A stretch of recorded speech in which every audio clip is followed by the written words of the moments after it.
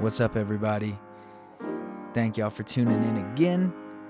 On this episode of the podcast, we got one of my favorite homies ever, Mr. Mihali from Twiddle. Mihali is just a really great dude, and every time we hang out, we laugh a lot. This was, I think, I'm just gonna say it. This was the most fun that I've had on the podcast yet. We both love guitars. We both love the Grateful Dead, and we both have kids. And we go into all of those. We talk about touring. We talk about pretty much everything. But real happy to have him on. Without further ado, here's Mihali. How are you? Welcome to the Satsang podcast, dude. Yeah, happy to be here. Man, how have you been? How is this? That's what I've been asking everyone. That's the first question. How have you been during this whole situation? Honestly, man, I've been good. It hasn't switched up my home routine much at all. When I'm off the road, I usually just stay home with the girls anyway. I don't really go out too much. I mean, other than like hiking and stuff, you know what I mean? So it hasn't changed my what has changed is that I'm not going back on the road. I'm home a lot more, Yep. which I've found has been different for me. I found I've had a lot less time for myself Dude, same. than I'm used to, just because the kids are the girls just they want to do everything all the time. There's no breaks, you know. I've got one. She's one. Lucy's one, and Hattie's 4. So Yeah, raging ages. Our boy just turned 2, like last week. Yeah, you're like, I always kind of forget that because we always just see each other in the festival setting, but you're like the only other dude I know in the crew that when he goes home is a stay-at-home dad. yeah, for sure. I mean, Kel goes to work, man. When I get home, she's off to the hospital nursing and stuff. So we've been blessed though. She hasn't had to work too much during this time. I'm sure she will coming up, but Vermont's been all right.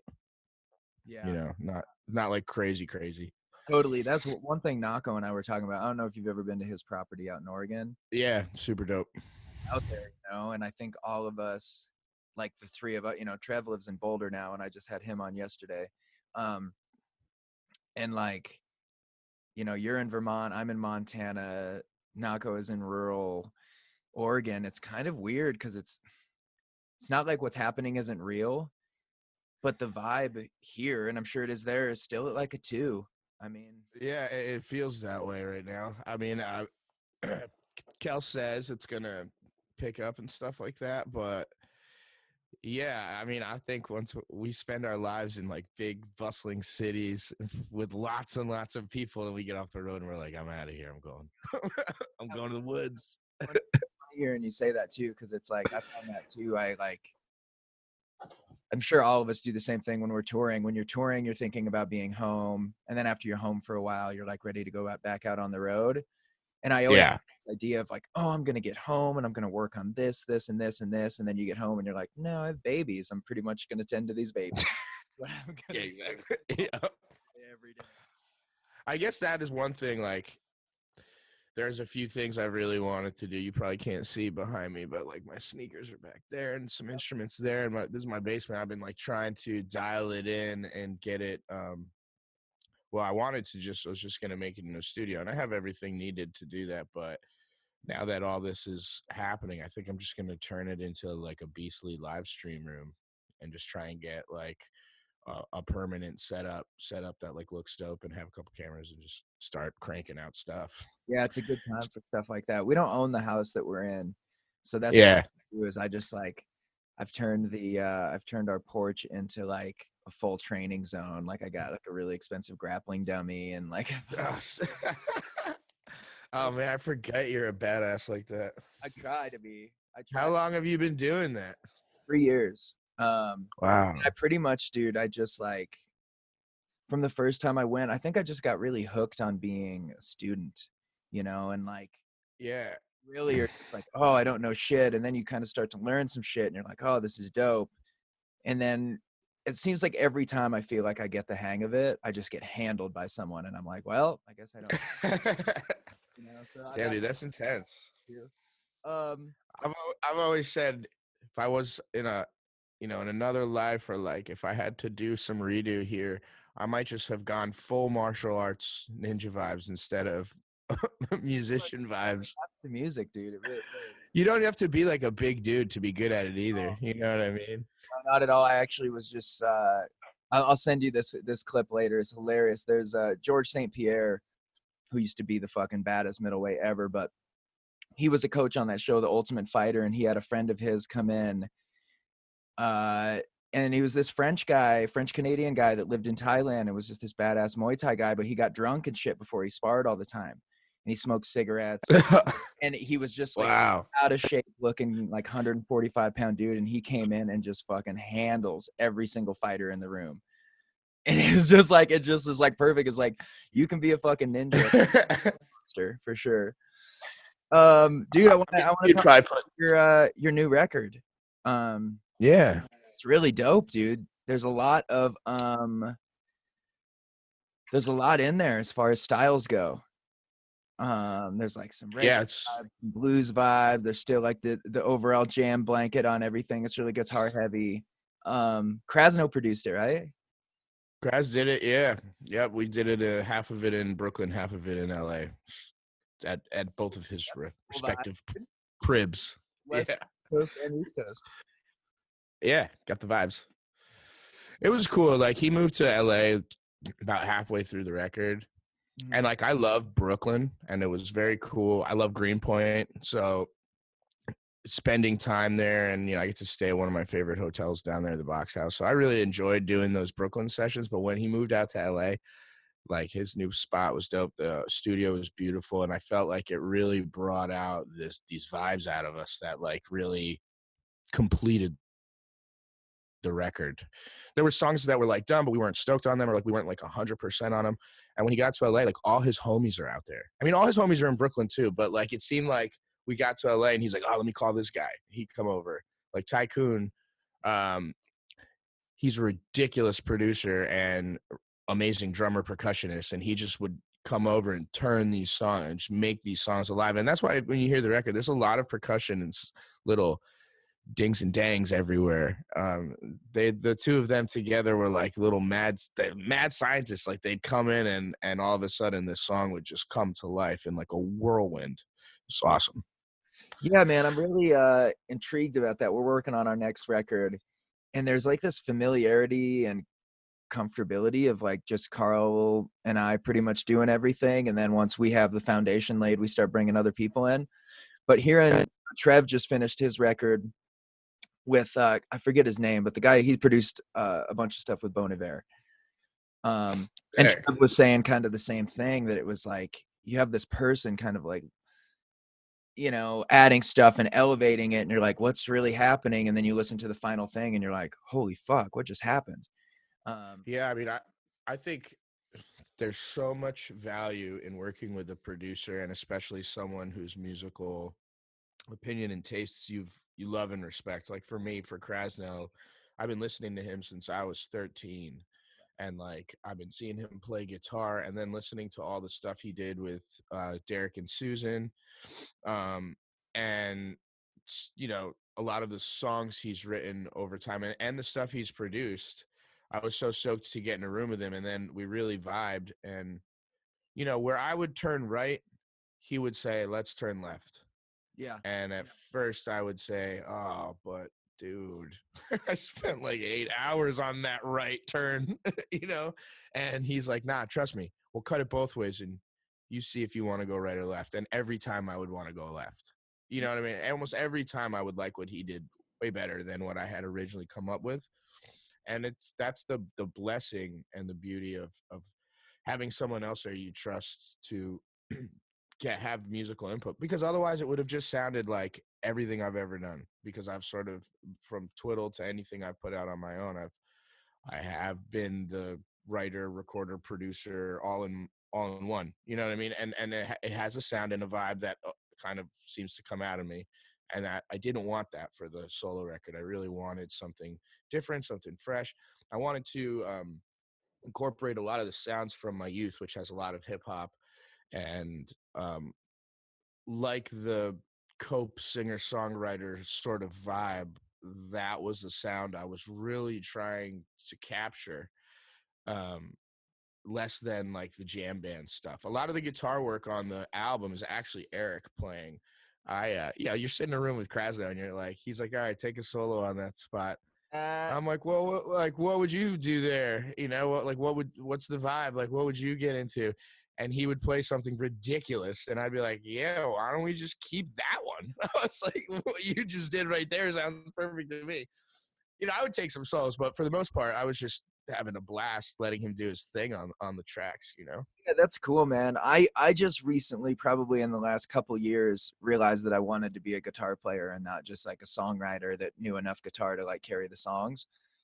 I switched. I did the reverse. Yeah, I know, yeah, we probably met somewhere in the middle. Yeah, but that was like a huge thing for me. Is really realizing the nuances of like of different players.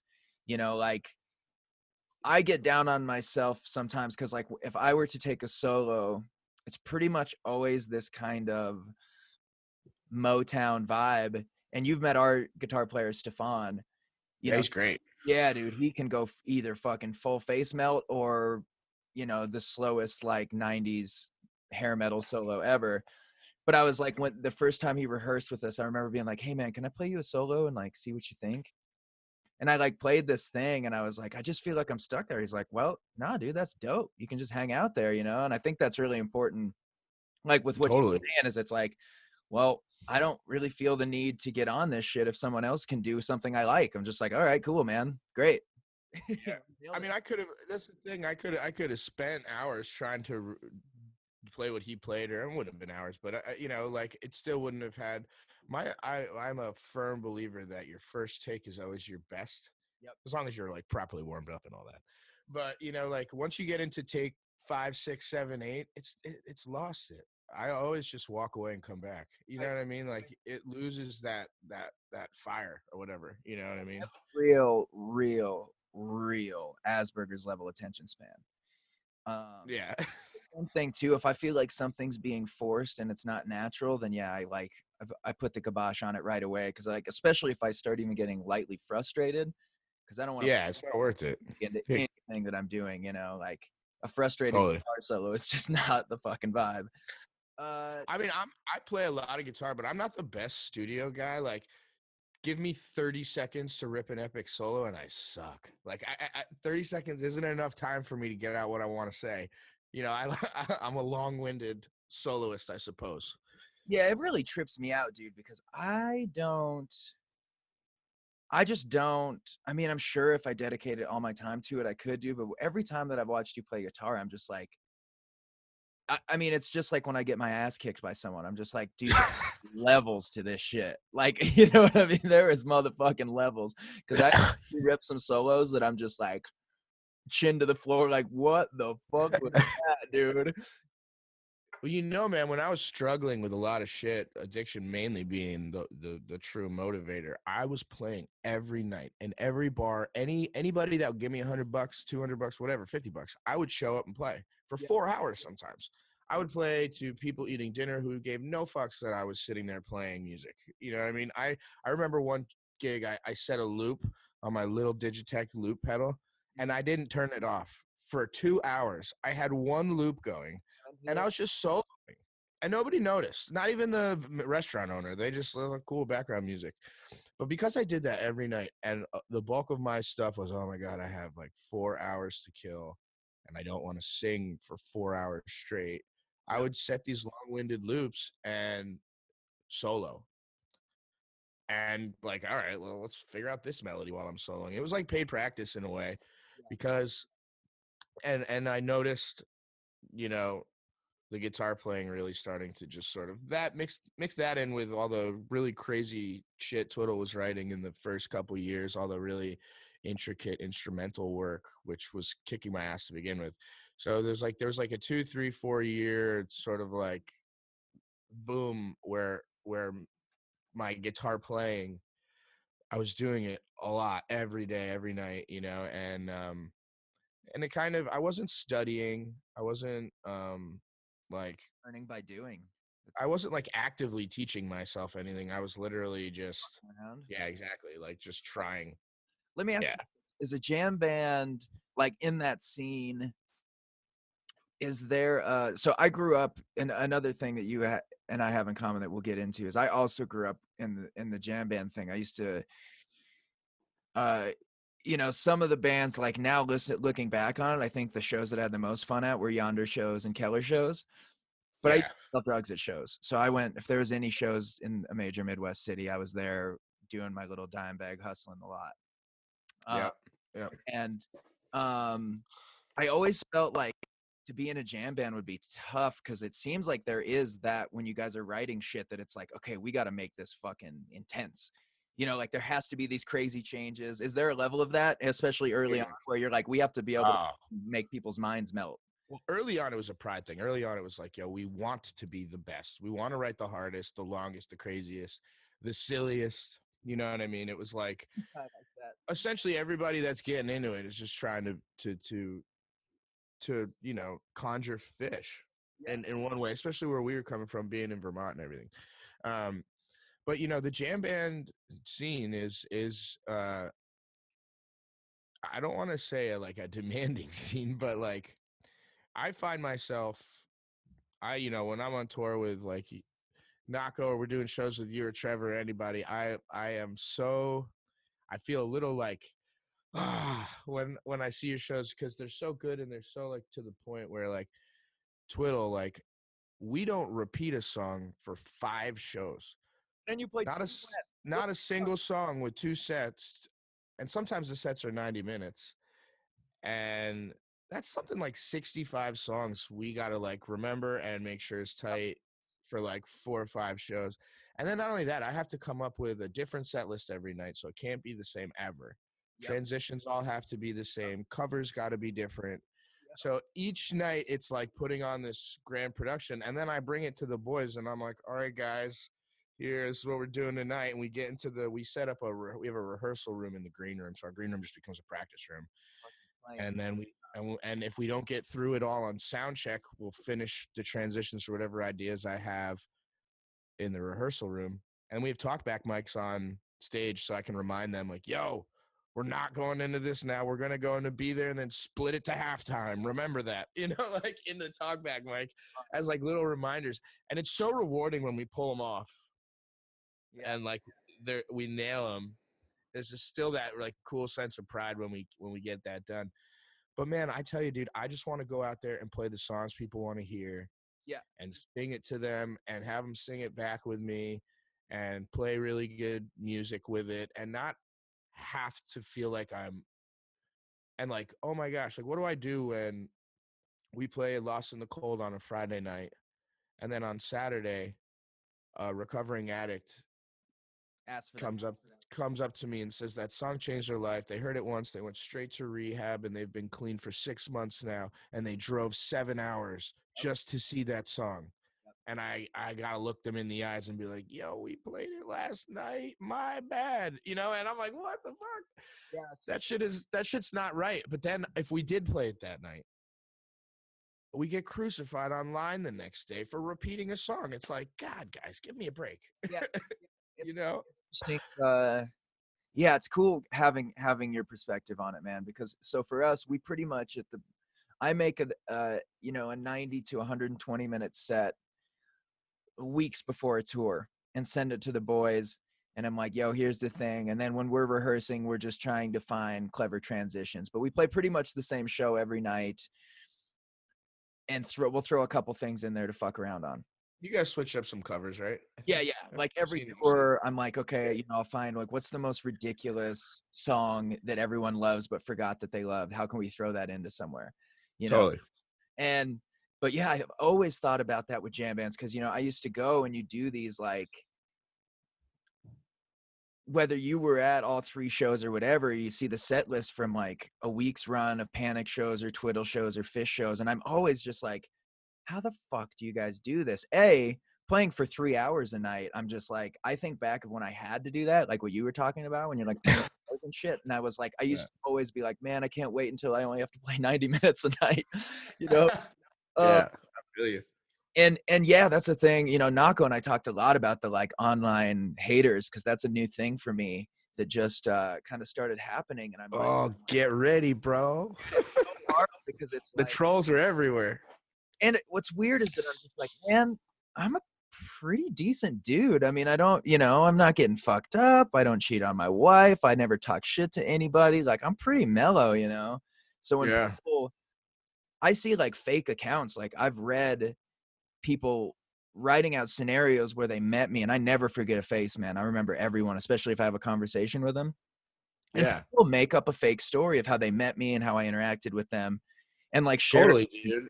in like a festival page. And then I'm like, you know, it's just hard because I'm like, do I go in and be like, yo, dog, why you talking shit? You know, or do I just ignore it completely? Or Yeah, dude, I that's why I'm not on Instagram and Facebook. Like the hate got so deep towards me specifically, towards Twiddle, but really me. Jam band fans are cruel as hell. They yeah, have the they my are. band is better than your band mentality, and let's make Yep. fun of the band if we don't like them instead of just not listening to them or whatever. Yeah, I've seen a lot of that, dude. I've seen a lot It's rough, where bro. it's just like, what the fuck? Like, so you can't, so if you like cheese, you have to hate Twiddle. If you like Panic, you have to like cheese. Like, knock this shit off, dude. Like, Yeah, it's really, really dumb. I think Twiddle's sort of stepping out of that. Like we were the new kids on the block 5 years ago, making all these moves, and people were like, "Who the hell are these kids? Where they come from?" And that's when all of that sort of started. And now I think people are just used to us being there. They're like used to seeing our name. The like Twiddle sucks joke is getting old. I think people are like, yeah, we know. So it's like, um, but yeah, dude, the haters. So I've realized you get any kind of success or popularity or anything like that, or you get a couple people saying that they really love your song or they really love what you're doing, and I think people just want to be mean. They're everywhere, and they're psychology they're thing. relentless. I mean, I think I'm gonna have to get back on Instagram and Facebook during this time, probably for the live stream aspect of it, because I feel like I'm pretty disconnected from my fans right now. Yeah. Before, I used to be able to go play shows, and that was fine for me. I could see them out, and that's cool. And honestly, life is so You much better without social media. What's that? keep a real low profile. I do, man. I really do. I don't pop up too often. My managers run my accounts. I'm like really off the radar for the most part. Love that, dude. I just have a big motherfucking mouth, man. So I just got so much to say. My manager is the opposite, where he's like, steps in at what I can do on social media and is like, all right, dude, you got to quit talking to these motherfuckers, man. You got to just ignore them, you know? Yeah, you can try and defend yourself all you want, and in the end, it's just not worth it because it's only a conversation for that hour and that minute of that day, and the next day it's gone, and you move on with your life. They're like, oh, yeah, dude, I got to him. The man himself is now talking back to me, you know? Exactly. I don't fuck with any of that anymore, man. I'm a very flawed human being. I'm not perfect in any way, and I have my demons, and like removing some of temptation out of my life has been really good for me. And like just keeping focus on what I need to focus on. Like when the shows are over, I don't go to after parties. I'm not trying to get fucked up with the fans after. I go to the bus and I go to fucking bed.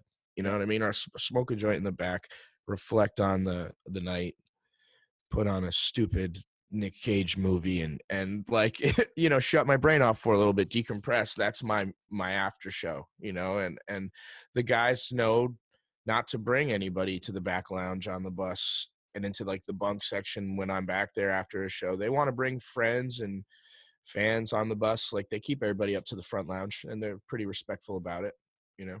Yeah. Yeah, that's good, you know, because I'm the same way, dude. Whether I'm home or tight, you know, my life is a series of regimented rituals that keep me operating in my best way. So it's, Yeah. you know, it's really cool because our new TM is just kind of on the same wavelength with me, and it got established his first tour out with us that he was like my ride, you know, like he was with me. And Right. so like when I go back to the hotel, it's really nice to have someone out because I want the boys to go out and have fun, you know, like they're single, Oh, totally. young, and For sure. Get out. Yeah. Go meet people. for me, I'm the same way. I'm like, don't bring that shit around me. Because after the show, once everything's in that fucking trailer and I'm back at the hotel, I'm not to be fucked with. Like, I want to be left alone because I'm waking up early tomorrow. I got to hit my workout before we get in the fucking van. So don't bring shit to me. And everyone really respects that, you know? I got mad respect for that, dude. I am not routine oriented in any way. It's the weirdest thing. I am like so unscheduled. And I think it's just from years of being on the road. Our life is so much of hurry up and wait.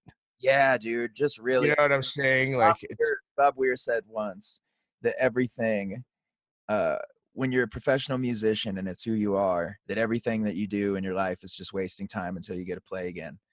Yeah. And on tour, it's such that way. You're just like, yeah, man, just pretty much waiting until they give me the thumbs up to go do the thing.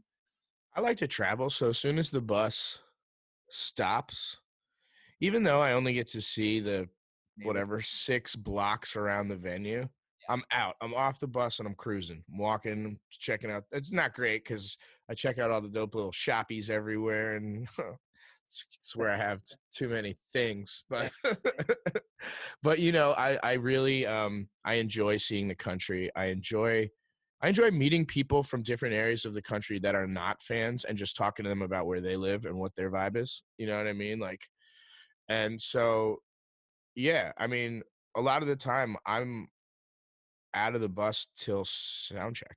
Yeah. I mean, I come back for sound check. Yeah, that's You know, like it can get you into like trouble. I remember one time, like maybe it was 2 years ago, I got up real early in Austin, Texas, and it was like my second time in Austin. And you know, Austin's crazy as hell. Yep. They got that one road with like a bazillion bars on it. Yep. And I was like feeling super like good that day, a little frisky, I guess. I got up early, I went and like I met this dude who's very, you know, when you meet people with like real infectious energy, Yeah. and you kind of just like, I think I want to hang out with this dude for a minute, you know what I mean? we went to some bar his buddy owned, and like he made me some crazy drink that lit on fire, and like I've never seen anything like it. And we ended up doing karaoke. And then we went to like a freak show or something, and I saw a dude that looked like the Penguin from Batman Returns. Wow. And like this was all like 4 hours before sound check. You know, I got back to sound check. I was like, dude, I have had a day in Austin already. I'm telling you. Today. Oh, that's killer. Yeah, man. Yeah. I can't wait until we get the bus, because for us, you remember how it is, where it's like we get to the venue at load-in. Right. Yeah. We wake up at a hotel and then do our drive to get to the venue. Oh, I remember it. I mean, with my solo stuff, I'm still like that. I'm still doing that exact same thing. So I still live that life. Twiddle's nice and cushy. Yeah, man. It's because it's like, you know, I'm at a really interesting place in my career where things just kind of started popping off. And everyone around me is like, okay, man, here it comes. It's about to change. It's about to change. And I'm sitting here like, okay, that'd be really cool. I'm waiting for that'd be really awesome if this could kick on, because I would love to have a bus and all of these other things, you know. Yeah. But it's like it's a really cool thing. I've just been, especially with this time off, kind of taking inventory of like, I'm sure you do it too, especially when you're on the road, when you have like a rage or show where you're just like, fuck, man, this is real, you know. Like just a few years ago, like when we first met, like when we came and played in Burlington, you know, and who even knows what it'll be like when we come back. Might even be the same, but we played in Burlington, you know, I think we had like 80 people there. Right. And I remember playing in Denver 2 years ago, and I was freaking out because we sold 140 tickets. I was like through the roof. And then we just played the Bluebird and sold 600 tickets 3 weeks. So great.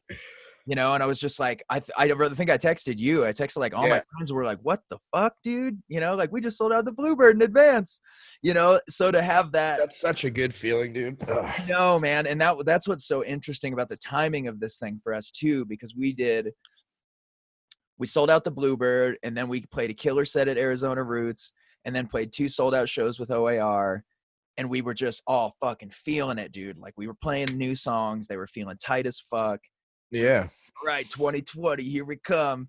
And then just e-break, but our streaming numbers are going through the roof. So like, people are still catching on, but it was just a really wild, like, e-break on our momentum where I felt like, okay, it's all, here it comes, here it comes. Dude, I feel you, man. I mean, my record came out February 28th, and I was like, dude, 2020 is going to be dope. Like, I've got so many cool looks. And I was going out with a band, like my first solo band. Oh, yeah. And I was looking so forward to playing with these cats. I put together like the dopest band. And like, I was really, really looking forward to getting out there and like showing the people what it sounds like fully stocked. And, I had some amazing offers. I had a Red Rocks look coming in, and like there's all this really cool stuff happening. Supposed to play And Red then I was like, 2020's gonna be the shit. And then seems like none of that's happening now. I don't think so, dude. I mean, No, it's gonna be a while. Unfortunately, I was talking to someone in the industry the other day, and they were telling me how things will get back to normal. The thing that's gonna suck is like our industry is really not going to be back to normal for a while because it's still the mass gathering aspect of it. And what's going to happen is they're going to say, y'all are allowed to meet in groups of 100. And then a few months later, they're going to say, y'all are allowed to meet in groups of 250. And then a while later, they're going to say, okay, cool. Now it's up to 500, but it's going to stay at 500 for a while. So like shows and festivals, anything that's like drawing over more than like 500 people at a time, which is every Twiddle show. Yep. And some of my Mihali shows. Those aren't going to be back. Not to like people are crazy, I think, when they think that all the festivals are actually going to happen in this fall. I think the big gatherings probably won't be back till the following fall or the following summer. Like summer 2021. I mean, I could be wrong, and I hope I'm wrong. And I hope this person I talked to is wrong so very much. Otherwise, it's going to be lots of shows in small rooms. Yeah, I mean, which is fine with me, but as you know, too, when you just turn that corner of starting to hit that 300 to 500 mark, your festival pay starts to go up substantially. Everything goes up. Not only that, man, but you that's when you shoot out. Like when you start getting to that level, that's when things really spread. That's when you start seeing you jumping to those venues in every city you're hitting, and then the cities that you were always doing good like that, you're hitting the next tier. Yeah. And those cities are now jumping up to 800,000 cap rooms. And then look there, and then there you are. And then that's like, I was saying to myself, when I started, I wanted to just play at Nectar's. And then when we finally played at Nectar's, I wanted to play at Higher Ground. And then we finally got an opening slot in the little room at Higher Ground. And, you set these goals for yourself. And then they change immediately. And then as soon as you get that goal, you set the next goal. And like, I had Red Rocks as my end all goal. Yep. And I've been blessed enough to play. I've played Red Rocks, I think 6 times since I set that goal. And so I set my next goal, right? I want the Garden, know. Well, I don't know if I'll ever get the Garden, but that was my next goal. And then I was thinking about it the other day, and I was sitting here kind of reflecting on everything, and I was like, you know what, man? If I had said to myself when I was 18, yo, bro, check out where you are at 33. No, I would have been like, yo, I fucking made it. Like I am where I want to be. Like I'm touring at the level of all my favorite musicians at that time. Like I'm there. I did it. And it was this realization where like, yo, I like got there. Like I'm good. Like I'm still hungry. I always want to hustle. I'm always striving for the next. But it is nice to kind of understand that like I did it. Like I got to. My wife makes fun of me because I say that all the time. I'm like, dude, 16-year-old me would be fucking thrilled with my life. Yeah. Yeah. Everybody, dude. I'm going to be a touring musician. I'm going to live in like a cool little mountain town in Montana. I'm going to have a family, and I'm going to have a shitload of guitars. And I'm just, that's going to be my life, dude. I'm not going to have a real job. I'm just going to play music and have a family. Yeah. And here we are, dude. That's actually what we're doing, It's a blessing, man. It's the ultimate blessing. So many people out there don't get to do what they love. It's really sad. The other day, I was in my backyard shooting my bow, and I was like thinking, like, I haven't thought about what my life purpose is in a very, very long time because I've just been living it. And I remember, like, because I have a neighbor, and I was just thinking, like, he's about the same age as me, and he kind of just bounces from job to job, and I was just thinking, like, man, that would be a really hard thing to have to deal with every day. I was like, fuck, what am I doing with my life? And I just realized what a privilege and a blessing it is to be like, man, I haven't had to think about that since I don't for many years. You know what I mean? I've been pretty clear on what Yeah. I'm doing. I mean, we are the luckiest people on earth in that retrospect. You know what I mean? I think like there is lots of people out there that I would say 65% of the people in the world don't love what they do with their whole hearts. They have other passions that are their true love. Yes. And maybe they find it once they've retired, or that's what they do on the weekend. So it's equally fulfilling. But you know what I'm saying? Like, I think a lot of, and honestly, like children is like having kids to me is the most uh rewarding thing life can give you, Yeah. at least for me. Maybe it doesn't speak for everybody, but um if I didn't have music, but I did have my kids, I think I would still feel fulfilled, even if I was working a job I didn't like. Not as fulfilled by any means as I am now, but I think I'd be all right if I had them.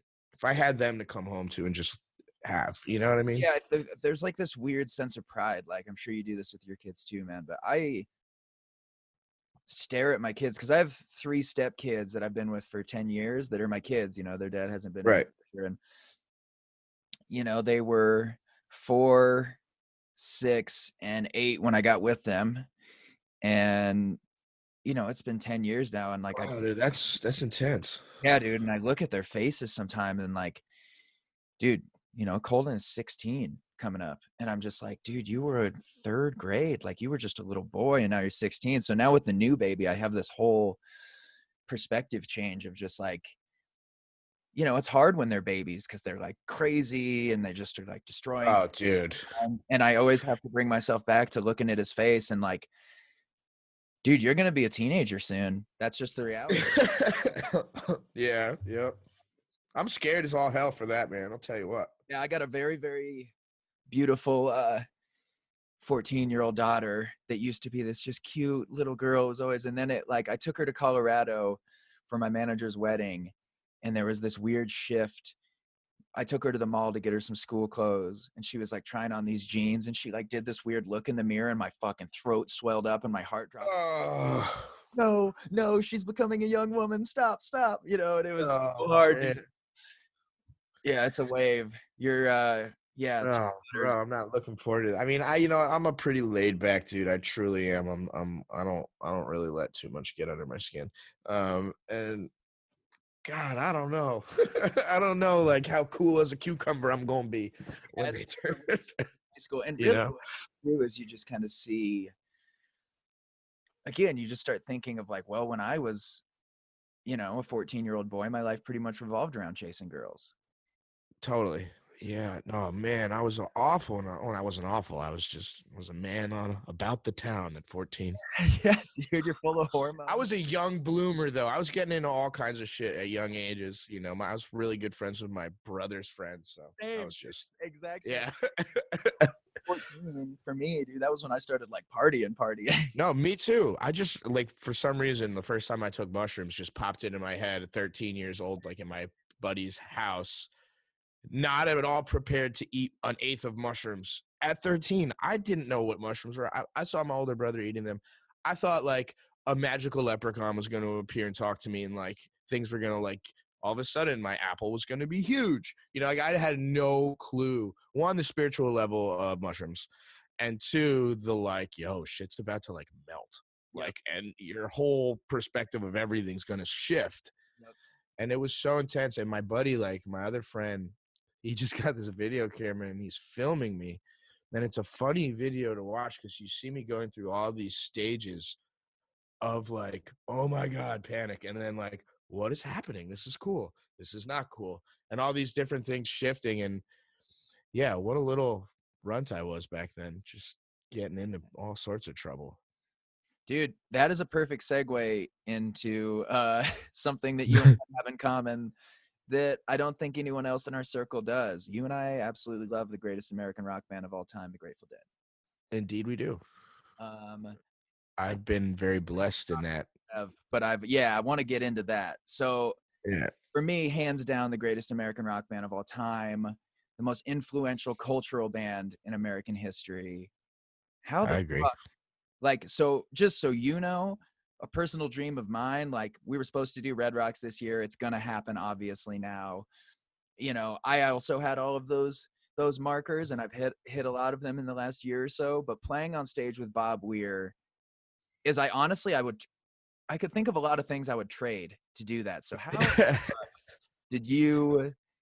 uh, How did that so start? Because you've played with Phil, you've played with Bob, you played with pretty much all of them, right? I've played with Phil and Bob a couple times. I haven't played with Mickey. That's the one I haven't played with. But I've played with Bill. So yeah,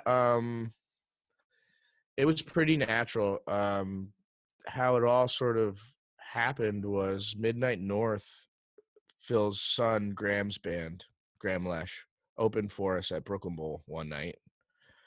And we had suggested maybe in between their set and our set, maybe playing a song or two together, acoustic, just me and Graham on acoustic, and Elliot Peck, the singer from Midnight North. She's amazing. She was going to join us. So it's going to be 3-part harmonies and then 2 acoustic guitars. And we just picked a couple tunes, one of my songs, one of their songs, and I think we did Eyes of the World, a Dead tune.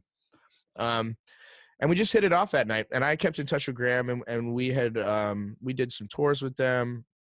And Graham, they have the restaurant Terrapin Crossroads out in San Rafael. Have you played there? You guys should play there. No, we It'd have. be great. You would love it. Oh, you would love it, bro. And Graham, they invited us to come out and play, and Graham said his dad was interested in sitting in with us that night. And Phil was in Hawaii. We were really stoked, but Terrapin Crossroads made the announcement that Phil was going to be playing, so that kind of like went all over the internet that he was going to come out and play with us. And he didn't make it. His plane didn't make it. We were all like super, super sad. We were all pretty devastated. We were very excited to play with Phil, and it didn't happen. And then I'm trying to think.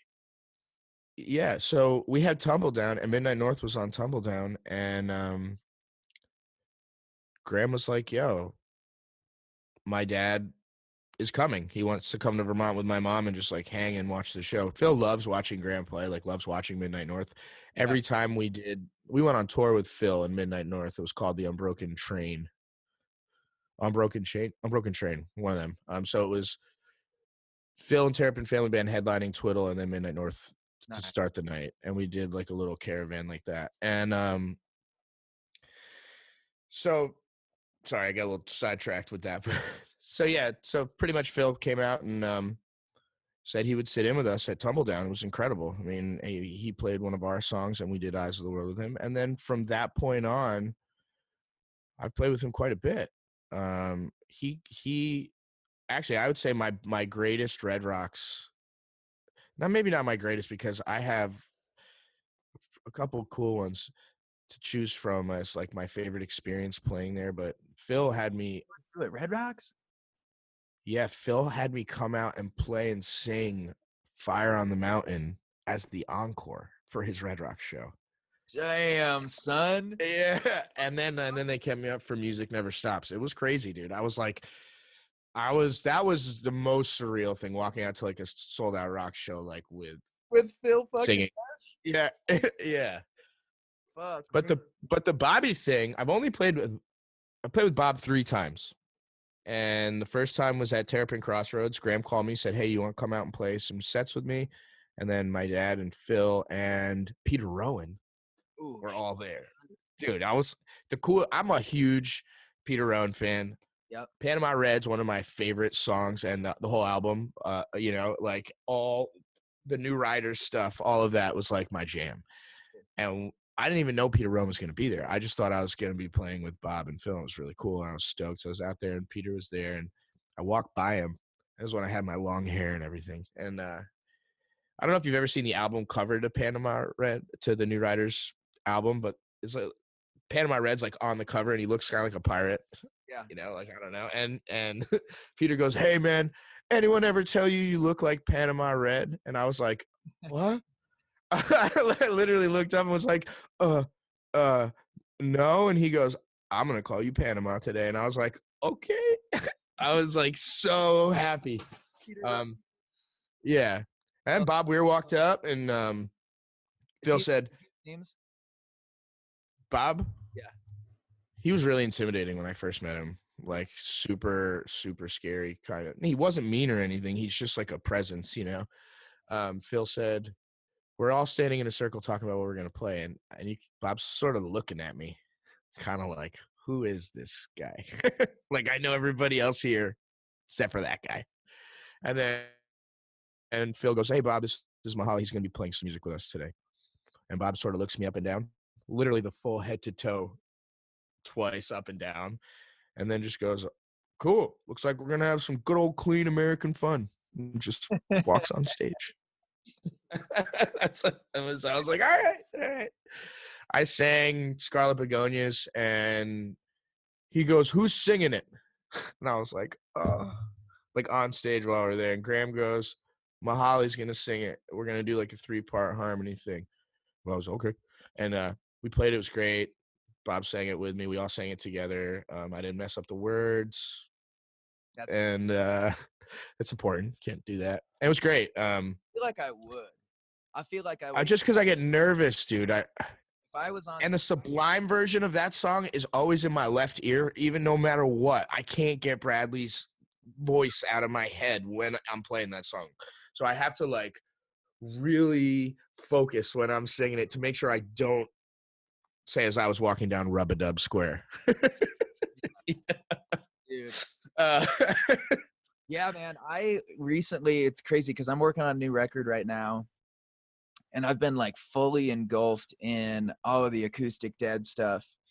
Oh, so good. A lot of the Acoustic Stones takes. And there's kind of this weird, like, I don't know, man. To be honest, I think something happened to me when we were in North Carolina last fall. We were there for like 4 days, and all I was listening to was the Allman Brothers and Marcus King and Chris Stapleton. And then I just started writing fucking songs, dude. And there's just this weird, cool layer of like 70s. You got that southern sound. Yeah, dude. And I just am like, at first I was kind of trying to stop it. And then I like started playing the songs for the boys at Soundcheck. And then when we were in Denver, we finally rehearsed them all and played them. And everyone's like, dude, these are the fucking coolest songs that you've ever written. Like, don't try to cut this thing off. Whatever this vibe that you're settling into, like, follow it down the rabbit hole. So I've been on this huge, like, country Dead kick. And, you know, Bobby was the fucking man for all of that stuff, you know. Dude, Bob, you know, those 2 times I just told you about were that was the first time I met Bob. The second time we were at Great American Music Hall, and he was kind of on his own.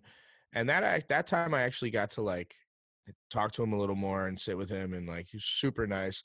He let me like sound check his Strat, the one he plays all the time, the like natural colored one. I'm sitting there like clink. He goes, make it, what do you say? Like make it sound like loud, loud and bright, or bright, loud and shiny, or something like that. Like he said something like that. I just had to make it loud and, you know, that ice. I call it the Bobby ice. Yep. You know what I mean? He like couldn't figure out his pedal boards, so I was trying to. He has a pretty intricate rig, and I was all over the place. So I was trying to figure that out for him. But it was really cool to, you know, sit with him in a room and talk. It was really nice. And then at Lock-In this year, he played with us again. We had Kraz, him, and John Popper up with us to do Eyes of the World, and that was really fun. That was like, we got to talk a little bit about music with Bob there when we were going over the song and get like a little bits of his insights on his own music, and it was very cool. It was really cool. Yeah, I'm definitely a Bobby guy. I just always have been, man. I just think, I mean, everything that band did is fucking gold to me, but there's just something about Bobby that was real. I think the thing that's appealing about the Dead in general, but especially Bobby, is there's this just kind of weird humbleness in being one of the greatest bands and biggest bands of all time. And there's just nothing about him that exudes arrogance or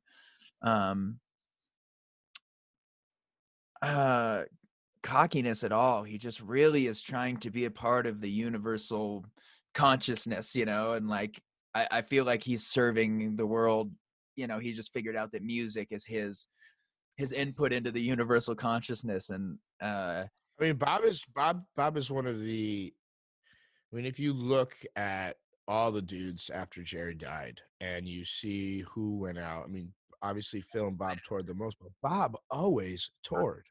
yep, And Bob, I have a lot of respect for him in the sense that once Jerry passed away, he was still writing his own music, and Rat Dog had their own songs and their own thing. He great, wasn't just playing Dead songs. I mean, Phil wrote songs too, and they were all awesome. But I think for the most part, Phil was playing the Dead tunes and putting together the most amazing bands to do that. I mean, I was a Phil guy, a Phil and Friends guy. I loved those shows. I loved hearing the different lineups to do different takes on the Dead tunes. It was one of my favorite things. So I was always going to Phil shows. I mean, obviously I'm a Jerry guy because of the guitar playing. I mean, like I wasn't. Jerry was a new discovery to me as far as guitar goes. yeah, I had already been playing a lot of lead guitar before I really got into his, playing. But it's, the craziest thing about the Grateful Dead, and I say this a lot, they're the only band that I can think of that on any day of any night, and well, maybe not right now, but in normal times, on any day in any city in this country, pretty much at any minute, in any bar, someone's playing a Grateful Dead song. Right now, someone's playing a Grateful Dead song to someone. yep, Probably hundreds of people are playing a Grateful Dead song to someone, actually physically playing it and singing it. You know what I mean? There's a major Grateful Dead cover band in every city. yes. Pretty much, at least every major city. There's at least one or two. You know? We played Wormtown last year. Oh yeah, Wormtown. I know all about that. That's a That's an East Coast yeah, kind of full legend. encompassing vibe. Oh yeah. There's a Dead cover band called Playing Dead that I'd never Yep. seen live before. And bro, I don't often even go out into the crowd unless it's to like, right after a show, I'll go and like take pictures with fans and talk to people and stuff like that. But usually when we get there, I just always kind of want to hang in the back before we play. These Yeah, guys me too. playing though, dude. I literally went out in the crowd and did a whole St. Stephen's in the Terrapin Station. I mean, the boys were laughing at me because I was literally in the crowd dancing my ass off for like 30 minutes before our set, And Yeah, that's good though. Sometimes it gets it out. I forget you when guys music moves me to do that. I feel so good after because it doesn't happen that much. totally, dude. Yeah, and You these know what I mean? it was like I closed my eyes and was at a Dead show. And the thing that like snapped me back to it was this dude passes me a joint, goes, "Hey, you're that fucking guy, man." And I was like, "What?" Forgot that I forgot Oh fully yeah, like, "Oh, I'm just people are watching me. you're that fucking guy, aren't you?" And I was like, "Oh, well, I'm a fucking guy. Yes, I guess. Yes." And it kind of snapped me out of it. But really, yeah, yeah, there's some good Grateful Dead cover bands out there. That's always an interesting thing to give yourself to. I would, Bro, not only there are good Grateful Dead cover bands, there are bands that are making a killer living have to, touring in buses, yeah, playing just Grateful Dead music, and nobody in that band is in the Grateful Dead. I mean, think about that. That's insane. yeah, that is absolutely insane. No other band in history can say that they've really Yeah. Their cover bands are like making a better living than most man, musicians in the world. absolutely, dude. Dudes, okay, so you told me at one point how many guitars you own. Do you know Yeah. what it is? How many do you have? I've acquired some. I'm the pawn shop king on tour. Let's see. 1, 2, 3, 4. I think I have something like 25 electrics and probably 50. No, not maybe like 12 acoustics. And some are really nice. Some are like this one actually. Oh, there's a 59 Martin behind me. I see that. It's Kurt Cobain's Unplugged. He played the Dreadnought version of that. I don't Dreadnoughts are a little big for me, so I found this 59 and I've been loving it lately, man. Something about those old Martins. Dude, you're They Martin. just Oh yeah, I love my Martin is like one of my favorite guitars. I mean, they knocked it out of the park for me. Yeah, that's a dream of mine, is to get a. It's interesting, man. I remember a few years ago when you told me how many guitars you had. I was like, that was outrageous. And then fast forward a year, and I'm like, I have 10 in my house. Yeah, I mean, they're not all like amazing guitars. Yeah, You know what I mean? They all hold some kind of value to me. I would say like all of my, and actually, I probably have a little more of the electrics. My electrics, the custom, my ones I played for Twiddle, I've gone through. I have 4 Kalos models. The newest one being the like cream of the crop, the creme de la creme, the best, probably the best electric guitar I've ever played. Those ones are all like, you know, really fancy, expensive guitars, but I have like some Epiphones and some stuff that I had growing up that I sure. really loved, and then some pawn shop like no name guitars that I just thought looked cool. You Yeah, know, that sound great plugged in. I mean, I'm a firm believer that a good set of pickups and the right hands, and you can make just about any instrument sound amazing. You I know, do. Especially it's funny, G Love. I remember growing up and going to his shows, and he was always playing the most jank looking guitars, dude, and they always sounded so fucking cool. G was the man. He would always play those you know, like back in the day, you'd buy guitars out of like Sears catalogs. Yes. You know what I'm saying? And those are the guitars she was always rocking. Like those, Yeah, that's hilarious. those were rocking.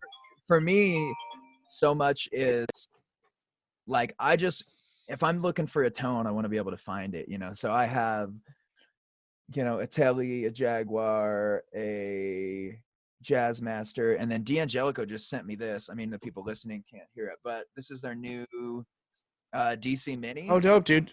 Yeah, so it Those has are great. humbuckers, but you can switch them to single coils. Yeah. They gave me one at Lock-In. Is it the 3-way split or Yep. does it have little knobs on it? Does it have that weird 6-way? Pop the knob You out, know what I'm talking about? single coil. Yeah. They had this prototype they gave me, which had this weird. So it's just a regular 3-way pickup selector, but picture it as like a V. So like you can go down 3 ways on one side, and then you click it over to the next, and then go down 3 ways or that side. So one is single coil, one is humbucker. It's a little confusing, but I lent that guitar to a friend. I forgot about that guitar actually. Play like I should probably get it back. Yeah, they've been really cool, man. We played a couple of their acoustics at a Pace session, I and love doing pastes. That's a good. yeah, we've only done one, man. And D'Angelico hooked it up, dude. They sent us 2 acoustics that Stefan and I used for Encore on a couple tours, and then I played one of these in Aspen. And my manager hit him up and was like, "Yo, dude, Drew loved this guitar," and they gave me one, which is really sweet of them to do. That's the shit. Companies that are like that, I have a lot of respect for. Yeah, and I mean the guitar is all over the new record too, so that's a big win for everybody. Like I think that's all that I've played on this. My buddy Taz has his new D'Angelico model, which is a Yeah, great I never guitar. met that kid, man. He fucking shreds though. Oh, dude, he is the little homie. I had him in my band, bro. Oh no shit. Yeah, he was Oh, my second guitar player for this run we were doing in the Midwest, but hopefully we can line it up again. He was opening for me on the whole run. oh, that's badass. Um, all right, dude. I have some standard questions that I ask everyone. And we'll All cut. right. I'm gonna have to modify these for you because you love the Dead, so I'm hoping that's in there. Let's see here. What was the first record or song that made you cry? Who? That made me cry. Probably Counting Crows. August Everything After. Interesting, The great answer. song would have been. Well, I was just actually talking about this. The record came out the year my dad died, and it's a pretty it's a pretty heavy record. Like if you listen to what he's saying, but for the most part, I was a kid. I wasn't listening to lyrics. I was feeling vibes. You know what I mean? Something about the sadness and round here. Yep, That song, I cover it all the time. that's I fun think, for your voice. yeah, I think that one, definitely that one for sure. Probably that record. That's a good answer. What was the first thing you heard that made you know you wanted to be a professional musician? Can be a song or a band or a record. It was a Dave Matthews Band concert. I just was my first like it wasn't my first concert, but it was my first like concert, like knowing I was going to see a show. You know Yep. what I mean? Yep. And I was just so in love with everything about it, from the fans' interactions to the party that was happening to the sound of the music and watching them on stage. That was it. That's what I wanted. Yeah, man. I feel Yeah. that. I went to it was during the Bush Kerry election. It was My Morning Jacket, Jurassic 5, Ben Harper, Dave Matthews. And I remember being in Sick. a giant fucking stadium and watching My Morning Jacket play to, maybe 300 people, and it was like where the Iowa State basketball team played basketball, Yeah. like 20K. Um, Damn. yeah, and just being like, who the fuck are these dudes, and they rock so hard. But Dave was another one for me that I was just like, I was blown away at how good they were and how big the sound was and the fucking horns and the violin. Totally, dude. The best It's drummer. such an epic, like when they crack into a song, you're like, whoa. It's so big sounding. You know what I mean? You're like, oh. Yeah, I really. And two, like, one thing I've always really loved about Bob Weir is the same thing that I've always really loved about Dave Matthews is like hearing a rhythm guitar player that isn't just fucking playing quarter notes, that is like really playing crazy intricate shit and shape and like doing their own thing while they're playing rhythm guitar. Yeah, Dave is a crazy guitar player. People don't give him enough credit, I don't think. You know how hard it is to sing and play those riffs? It's like hands is going the whole time. Yeah, it's funny. That's a band that like that you can point out with haters. It's like people talk shit about Dave Matthews Band. I'm like, I just don't get it. Like, I'm just like, then shut the fuck up and don't listen to it then. Like, yeah, that's how I've always been. I don't understand like, why to go out of your way to do that. It's weird. because they're clearly very happy people with Yeah. hobbies. What is your favorite hip hop album of all time? You can have multiple answers. Oh, dude, I don't. Wow. I mean, I don't know if I have like a single album. Like I listened to a lot of Tupac growing up, Same. and I was on the East Coast during all of that fun stuff. Yep. And everybody around me was really kind of Biggie. I love Biggie too. Don't get me wrong. I mean, I have a crazy amount of respect for both those cats, but I was just into Tupac more. Yep. I don't know. I liked his delivery. As far as albums go, I got really into Eminem too. Like when he first came out, it's like that to me seems a little more like pop than, but I guess it. I don't think he meant to. I mean, it didn't mean to be. I mean, Dre made all those beats. Yep. That shit was dope. Imagine how shocked he was, man. So I think about Eminem too, of like, I just find it hard to believe that when he released the Marshall Mathers LP that he was like, this motherfucker's going 50 times platinum. There's I don't know on that record, and it was literally number one for almost a year. Yeah. I mean, that was crazy, dude. It's a weird time. And Marshall, I mean, Eminem definitely like came in his own as a lyricist too. Like, he had the shock value of the first record and parts of the second record, but then he started like just. Yeah, when he started digging. I mean, he's so ridiculous. I still hear his shit and I'm like, ah.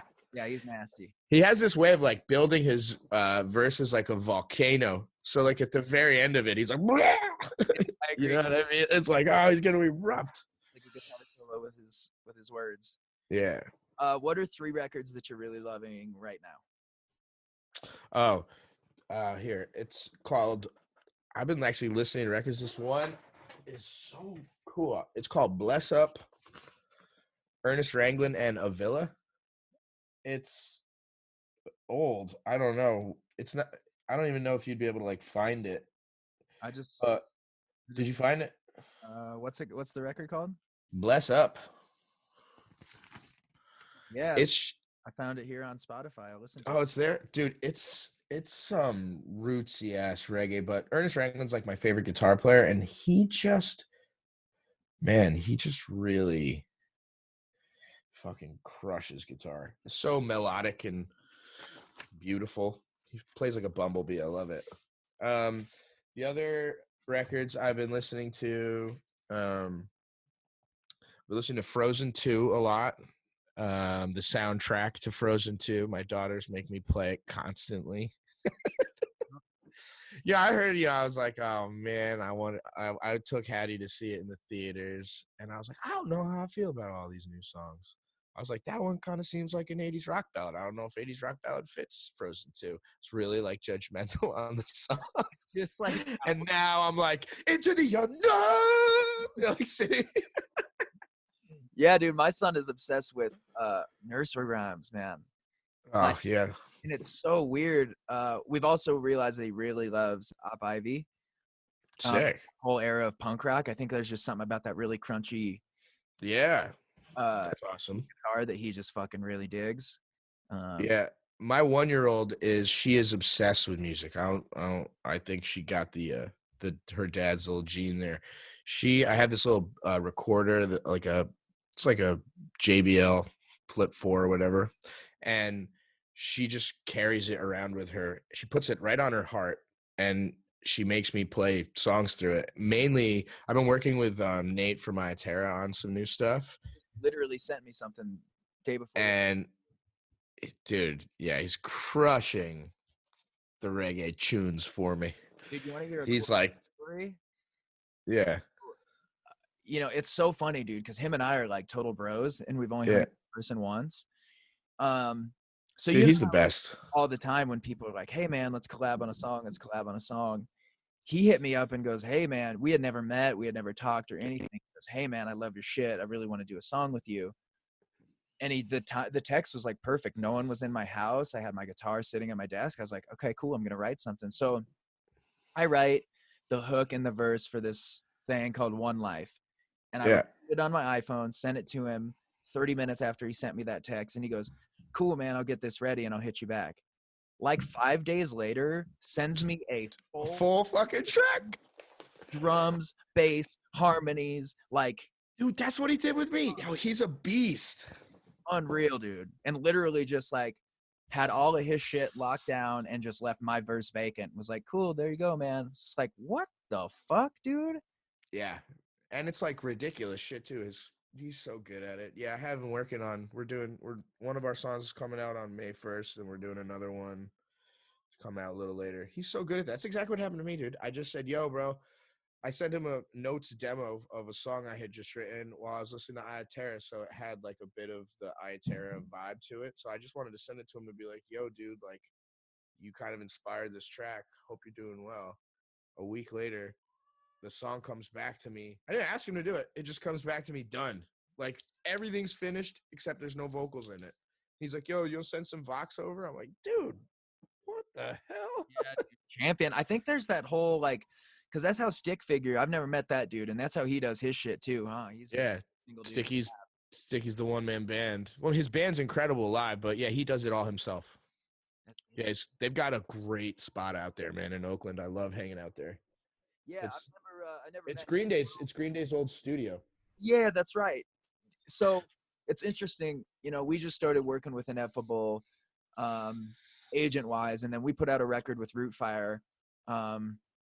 And so I just kicked it with Thomas for the first time at Arizona Roots, man. We chopped it up for like 2 hours. Thomas is a good dude, man. He's a really, really solid guy. Real good dude, and just Trevor's with them now. yep, yeah. So it's interesting how everything's kind of weaving together through Ineffable and what they're doing. So I figure it's a matter of time before I link with them. Yeah, dude, we got to do a song together. You literally are the number one. You and Trev. And what's funny, dude, I'm gonna put Trev on the spot. It's funny because this will get released after I release the Trev one. In 2017, me and Carl rushed to put a song together because we were on tour with Trev, or Yeah. announced this tour with Trev, and I sent him the song. It's still waiting for a motherfucking verse. He promised he'll do it. Bro, yeah, he was pretty quick with me for Fading State. But he was home and chilling. So he was just sitting in front of his computer. So it's probably a little easier for him. Yeah, and I know how hard it is too. That's what's so tough with us is it's like, people are like, oh, when can I get that verse? And I'm like, well, I don't really know, dude, because I'm only going to be home for 3 days during this time. And like, Yeah.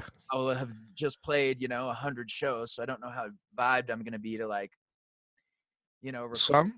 Some verse, like some songs I get sent to me and I'm like, oh yeah, no problem. Like I'll definitely be able to hit something on that. And then some I say yes to, even though I'm like, man, I'm like struggling Yep. to find my cadence in this groove or whatever it is, you know what I mean? And like it always works out though. And I find that the ones that like I'm like, oh yeah, no doubt I can phone that in easy. Like that's right up my wheelhouse. Like I'll find the rhythm in that easy. Those are always cool. But the ones that I like the most are always the harder ones that I have to like really think outside the box to make something cool. You had a verse on the I Terror record. Yeah, Didn't that you? One Life song. That was what I was talking That about. was, that's the one. Oh, bro, I didn't know. That song is super dope. Yeah. Was Cass on that too? Yeah. Yo, Cass threw down on that as well. Yeah, that was Oh, awesome. that was the dream too, was like we did that song so long ago, and that's been like the conversation of when do we get to do this shit live. And the You plan, gotta go with that. You gotta do the Shangri-La, right? yeah, that was the plan. We were gonna do it there and Cali Roots. Yeah, dude. The thing that sucks, man, is that I had this whole. I mean, everyone had their shit plan that is now shit on, but that Cali Roots weekend. Oh yeah. My manager's wife is a business manager at a huge firm. They handle like Bruno Mars, Justin Bieber. Yeah. So the plan was we were gonna go to Cali Roots. We played on Friday. Saturday I was gonna sit in with Trev and Ayaterra. And then Sunday we were gonna drive up to Bottle Rock and I was gonna kick it with Franti at Bottle Rock. And we are gonna stay at this badass house in Napa. And then I would fly back to Chicago and kick it with like my brother-in-law and my sister who are like, my besties. That whole week was just gonna be like gangbusters, coolest shit ever. And yeah, that was my first thought when everything got canceled. Was I was like, "Fuck, man!" So cool. But bro. it'll happen again, man. It's just if it was on there on the books yesterday, it'll be on there tomorrow too. But yeah, we'll all find the time to make everything we were gonna do happen again. I'm sure. Well, but yeah, man, we should do a song. Yeah, we will. I've been writing like crazy, and I actually just got into the home recording thing. Picked a really time to get on. We could get Nate to produce it. It would be really sick. That would be sick. We could write it and just send him the demo, and then we'll get a finished song back. We can just throw some guitar vocals on it. Oh shit, that actually might be the way. Seriously, on a song too. Fuck, we could get him to do a verse too. It'd be awesome. Yeah, dude, that's the plan. I'm gonna fuck around and try and find something today. And all right, yeah, let's do that. All right, I'm down with that. All right, bro. Well, I'm gonna let you go. It's really good talking to you. Really good to connect, man. It's man. Weird times, but this has been really cool. Aside from just having the content of a podcast, it's been really cool to check in with everybody and connect. I think it's important that we all stay connected during this time. So yeah, dude, for sure. Appreciate you taking time, brother. And yeah, man. Send my love to your fam. Yeah, you as well. All right, homie. We'll talk soon. Peace. All right, y'all. Hope you enjoyed that episode. On the next episode of the Satsang podcast, we will have my brother Chase Gamble. Chase Gamble's a professional MMA fighter, phenomenal human being. He's a coach, and he's just an overall badass, man. He's one of the sweetest men I've ever met, too. So, real excited about that one. Hope you enjoyed this podcast. Hit me up on Instagram and all of that, and let me know who you want me to have on the podcast. Everyone keeps saying yes, so keep listening, and we'll see you next week. Peace.